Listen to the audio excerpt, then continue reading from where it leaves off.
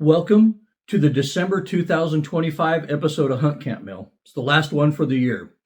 I hope everyone had a fantastic Christmas, Hanukkah, and Festivus.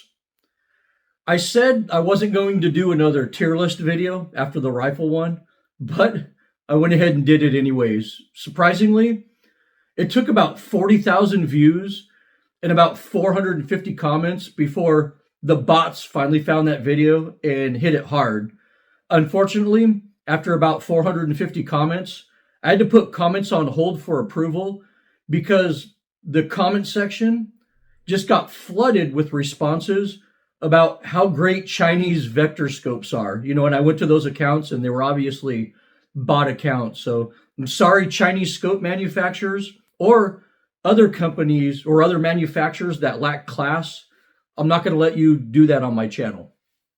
Also, don't forget that at the end of this video, we'll be doing our traditional year-end toast together. So make sure you have a drink handy and you're prepared for that. So let's get to December's mail.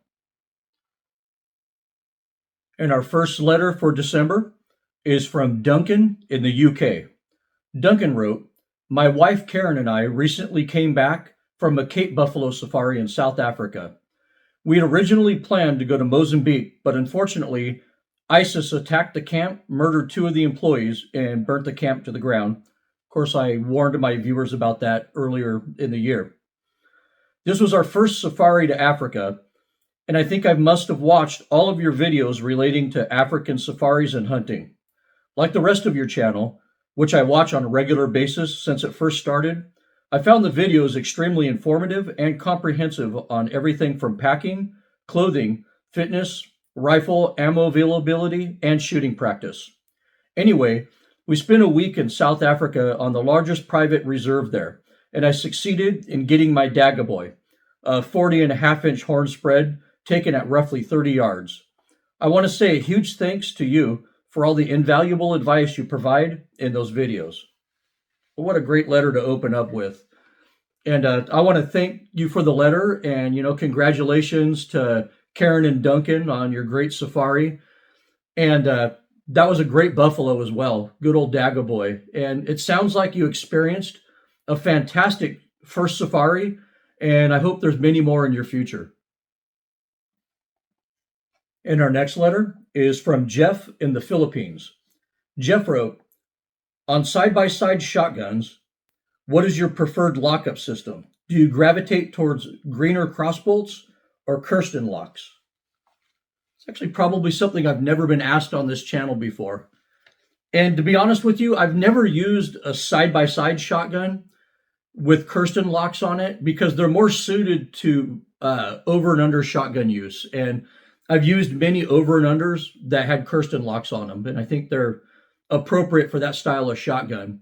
But the greener crossbow, a durable and reliable locking system that's been around forever, and I think the greener crossbow system is perfectly suited for side-by-side use. And honestly, I've never had an issue with a greener lock.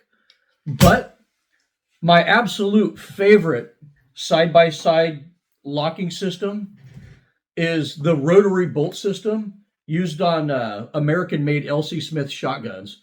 I've handled and shot countless old L.C. Smith shotguns, many of which were well over 100 years old, and they all locked up tighter than a brand new side-by-side shotgun that you'd buy today. So I really like the rotary bolt system on the rotary lock system on the old L.C. Smith shotguns. It's a shame they don't make these anymore.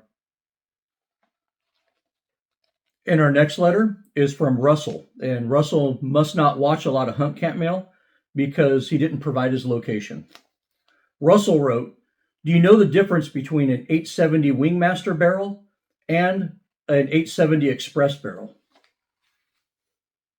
Well, yeah, they're kind of the same barrel. Both barrels are interchangeable and this is if you're using the same gauge and your receiver size is the same for shell length.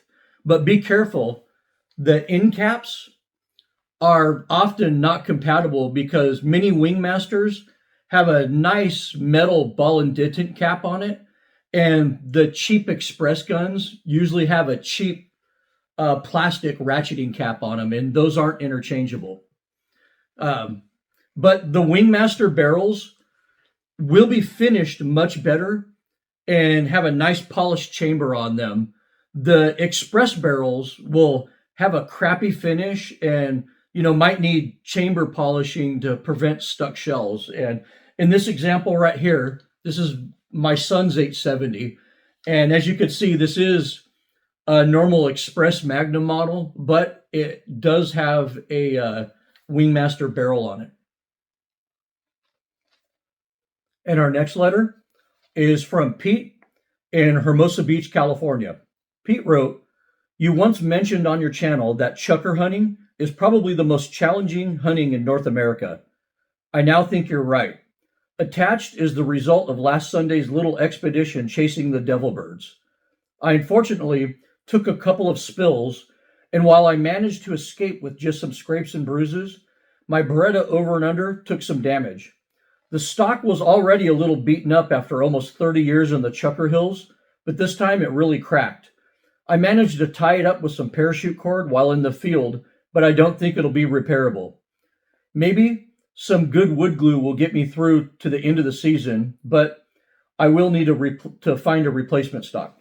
Yeah, you definitely will need to find a replacement stock for that. And chucker hunting is definitely the toughest hunt in North America. I mean, it's like bighorn sheep hunting, but you have to get within 20 yards of the sheep. So chucker hunting is ridiculously tough, especially if you're out in the desert areas, hiking up and down those volcanoes to chase the devil birds around. I have that exact same gun as yours in 20 bore that I actually bought in 1990. This was one of the first shotguns I ever bought with my own money. And Beretta sells stocks for these still on their website. And but the first place I would look is there's tons of used 686 stocks on eBay. And you can get them for a good price. But by the way, I think you did a kick-ass field repair with that paracord. That's pretty interesting. And our next letter is from Joshua in the great state of Kentucky. Joshua asked, "Would you recommend either Leupold or Trigicon's aluminum rings and bases for a 300 Win Mag build? Or would you prefer steel rings and bases?" Well, unfortunately, most of the great hunting ring manufacturers of the past, like Leupold, Warren, and Tally, are just no longer great in my opinion.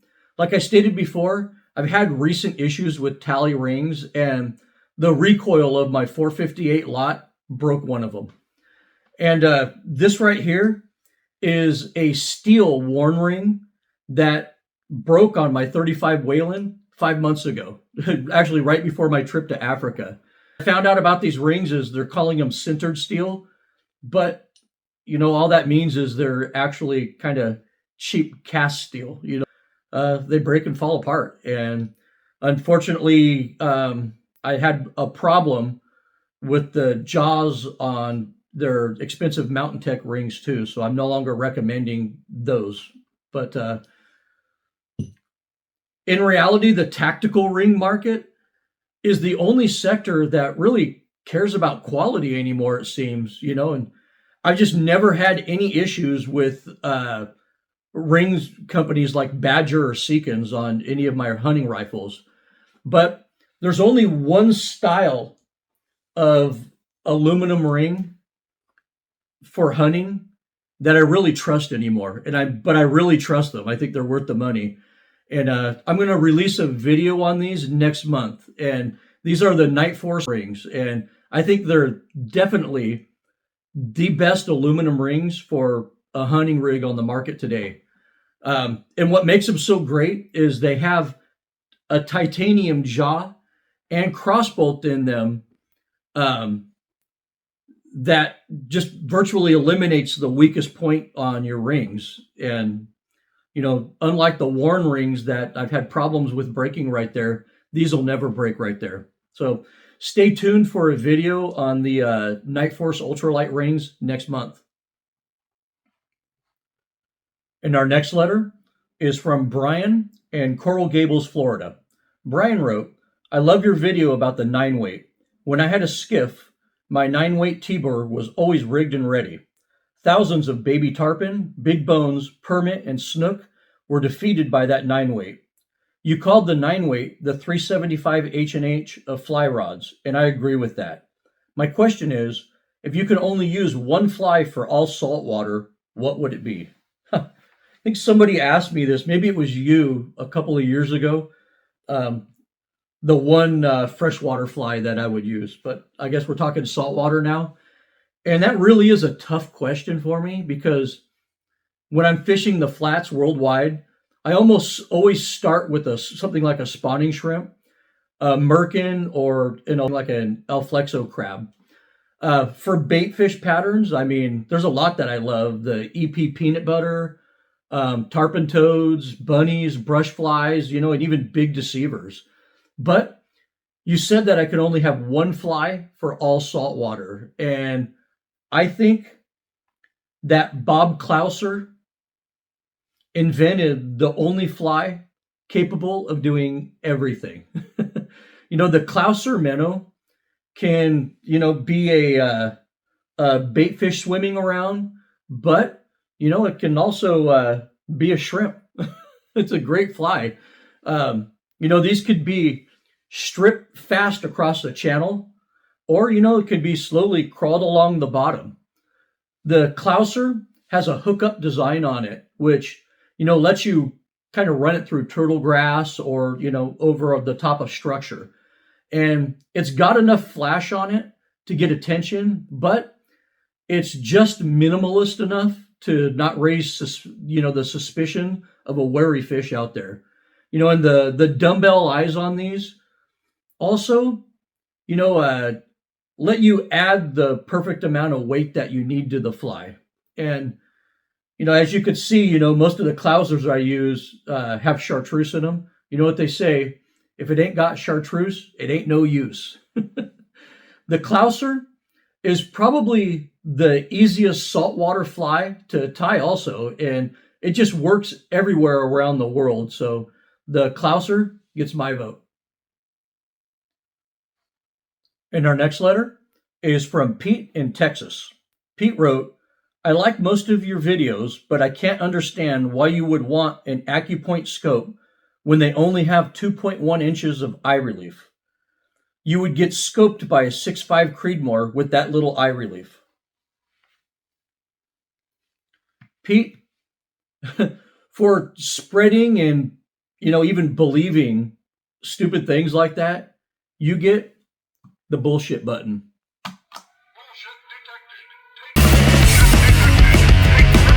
Bullshit! Bullshit! Bullshit! The old model TR20 had 3.6 inches of eye relief, and the new style TR25 and TR26 that I use have a solid 4 inches of eye relief on them. So, they say everything is bigger in Texas, and that obviously includes bullshit.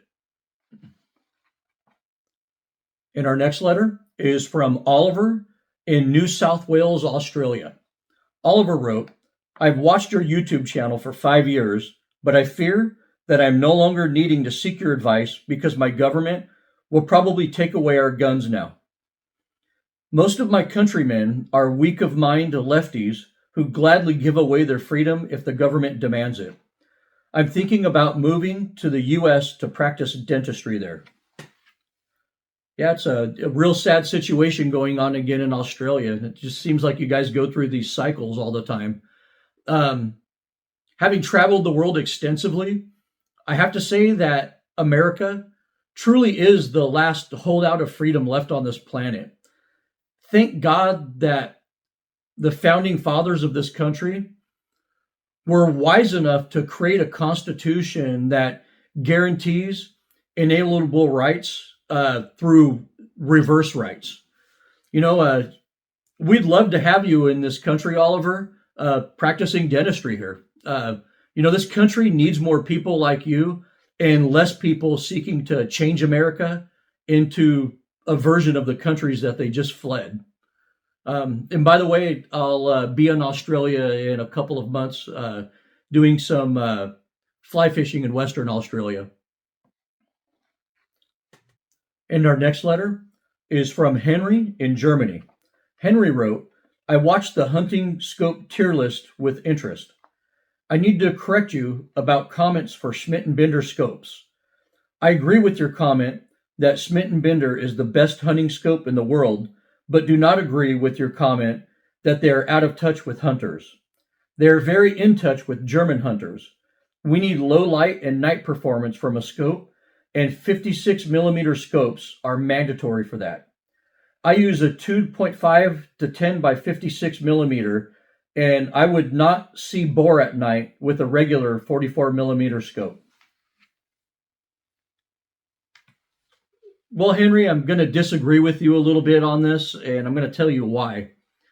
The American hunting industry is full of hype and advertising ploys, and I'll be the first to admit that. But your European hunting industry is just as bad. Since you like Schmidt and Bender, and you said you're using a 2 to 5 by 10 by 56 scope, I'm going to assume that it's the classic model, with the classic model with the first focal plane on it. Honestly, if you're a male human being between the ages of 40 and 55, your low light entrance pupil is going to be about 5 millimeters. And if you're over 55, your entrance pupil, might be 4 millimeters. If your scope has an exit pupil of 6 millimeters, 1 millimeter, a whole millimeter or more of exit pupil is being completely wasted. You can't take advantage of it. In that case, if you bought a 2.5 by 10 by 50 millimeter scope, the exit pupil would be about actually exactly 5 millimeters, and your eyes would be able to fully take advantage of the available light. But with that 50 millimeter objective scope, you'd also get a cheaper, lighter, and more compact scope on your rifle. And making a 2.5 to 10 power scope with a German reticle in it in first focal plane for short range hunting is really stupid. I mean, let's be honest here. It adds unnecessary complexity to what should just be a simple hunting scope with a good bold reticle at low power. Euroscopes are often packed with a whole bunch of unnecessary crap, and Euro hunters are quick to pay for it.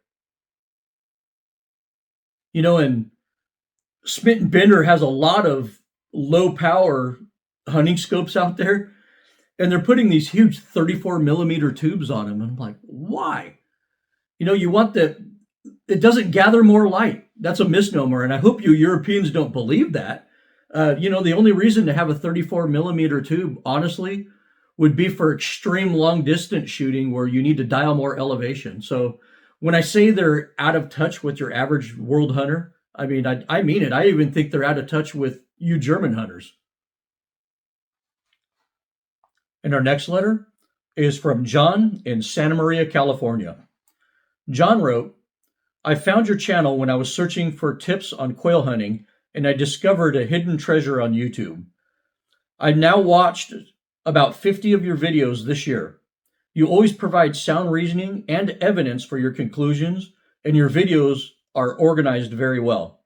I stopped watching all the other hunting YouTubers. My question is, who sponsors your channel so we can support the companies that support you? It's a great letter, John, and from Santa Maria, the home of the tri-tip. Oh, I love tri-tip. I currently have no sponsors, as longtime viewers of my channel know. I have worked with companies in the past on product development, but I found that their corporate management wasn't really interested in feedback from users for improvements. They're just not interested in that anymore. Companies contact me every week though, uh, wanting me to do fluff reviews on their products, and I refuse to do that. I did also work with a clothing company that was developing 100% USA made hunting gear, and the prototype gear that they sent me was just awesome. Unfortunately, that entire venture collapsed during COVID, so it's just not going to happen. I'm not against sponsors at all. A lot of people erroneously think that I'm against having sponsors, but I'm not. They just have to be the type of sponsor where I believe in their product and I trust their product, and our relationship can have no strings attached to it. And so far, I just haven't found a company that's willing to accept constructive criticism, and I might never find one. But as of December 2025, I have no sponsors and I've never had any. 100% of all the products that you see on my channel and every single one of the hunts and fishing trips that I do are paid for completely out of my own pocket. My YouTube revenue that I do get is also very small. And, I'm basically just doing these videos because I like doing them. And our next letter is from Robert in West Valley, Utah. Robert wrote, "Merry Christmas, Desert Dog, and I love your videos. I promise I won't ask a typical stupid Utard question. I shot deer the last 2 seasons, and I don't think they taste that great. Next year, I need to decide what I'm keeping as cuts and what I want the butcher to grind. What is your favorite part of the deer to eat?" That's a good question. I don't even think I've been asked this before. If I'm personally cooking, I like the straps and the loins on the barbecue or the smoker. If my wife's cooking, I absolutely love her pressure cooked shoulder roasts. And in my opinion, that's the best venison I've ever eaten. But I'm going to be honest with you here. The reality is that many game animals taste like what they eat. It's a sad reality. A bear that eats rotten salmon all day long is going to taste like a rotten salmon. And a mule deer that eats sagebrush in the high desert its whole life or plains is going to have a gamey flavor to it. And that's just a reality. Also, you need to consider that game care after your harvest is very important as well. You said your butcher is doing the work, which means that you probably gutted your deer, threw it in your truck, and drove a long way to a butcher. And I don't do that. I always skin, quarter, and ice my deer meat immediately. And I think that helps preserve the meat better. I'll even bring a folding table in the back of my truck or Jeep, and I could set that out there and I can break down the deer parts on that table so, everything remains clean and kind of sanitary out in the field. Brining your meat is also very popular. Some people soak the meat in ice down salt water before they start cutting it up into subprimals, but I don't do that. And there's a couple of actual studies out there that wanted to see if people can taste the difference between the same deer that's been brined and not brined prior to butchering, and no one could tell the difference. So I've never done that. I know people who are religious about doing that, but we do brine our venison before we cook it though. And that tenderizes the meat and removes a lot of the gaminess.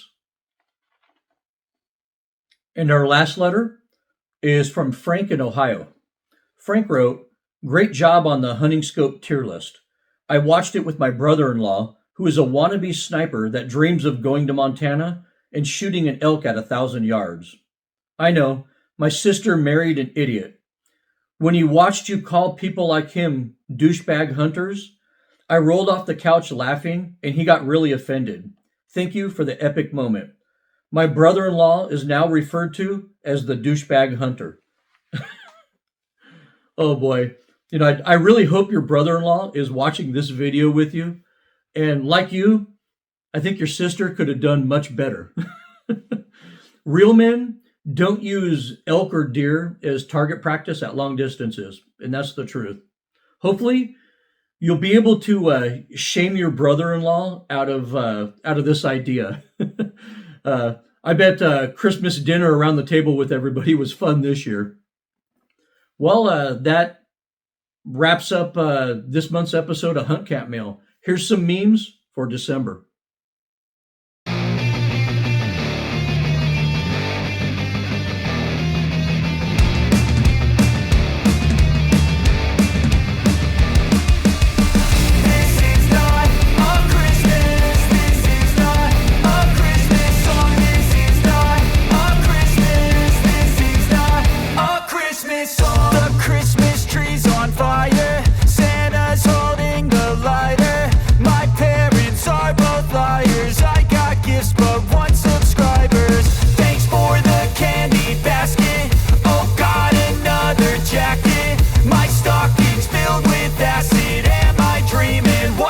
Happened. This is not a Christmas. This is not a Christmas song. This is not a Christmas. This is not a Christmas song. This is not a Christmas. This is not a Christmas song. This is not a Christmas. This is not a Christmas song. My neighbors compete to see who can put up more blinding lights. The kids all wish away the month 'cause they want presents in sight.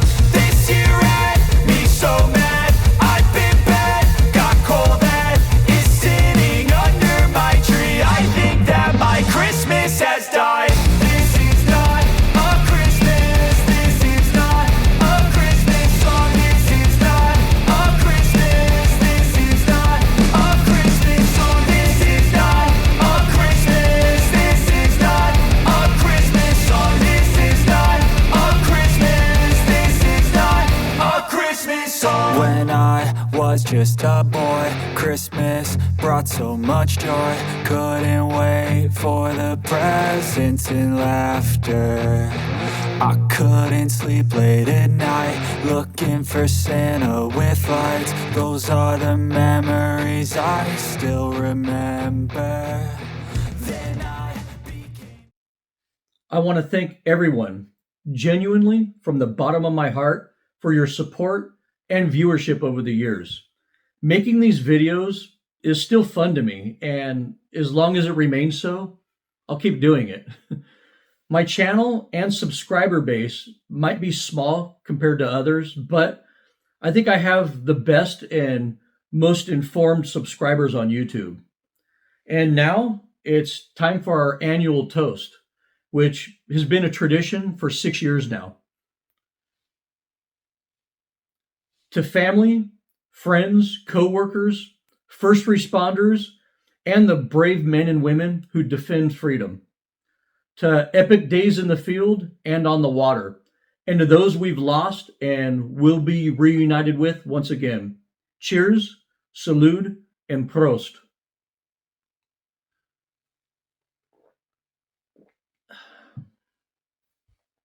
You can reach me with any questions or comments at desertdogoutdoors@gmail.com. Merry Christmas to everybody. Thank you for watching, and as always, good hunting.